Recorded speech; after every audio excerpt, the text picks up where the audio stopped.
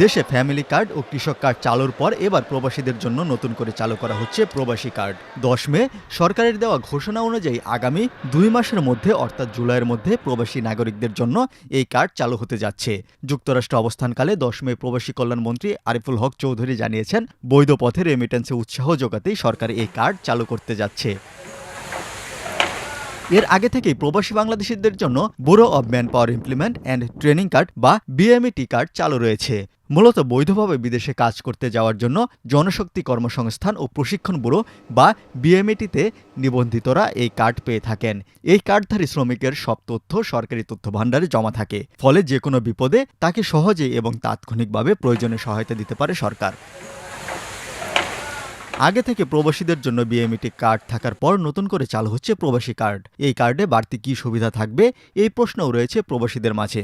জবাবে প্রবাসী কল্যাণ মন্ত্রণালয় বলছে, বিএমইটি কার্ডের সাথে নতুন ব্যাংকিং বা আর্থিক বিষয়টিও যুক্ত করা হবে প্রবাসী কার্ডে। এছাড়া বাড়তি কিছু সুবিধা মিলবে এই কার্ডের মাধ্যমে। তারেক রহমানের নেতৃত্বে বিএনপি সরকার দায়িত্ব নেওয়ার পর কৃষক কার্ড, ফ্যামিলি কার্ড সহ নতুন নতুন অনেক কার্ড চালু করেছে, যার ধারাবাহিকতায় প্রবাসে থাকা বাংলাদেশিদের জন্য প্রবাসী কার্ড চালুরও ঘোষণা দেওয়া হলো।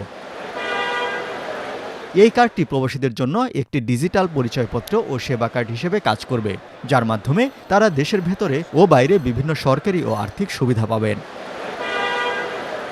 বিএনপির ইশতেহারে বলা হয়েছিল, এই প্রবাসী কার্ডের মাধ্যমে রেমিটেন্সে বাড়তি প্রণোদনা পাওয়া যাবে এবং দেশে ফেরত প্রবাসীদের সামাজিক সুরক্ষা প্রদান করা হবে।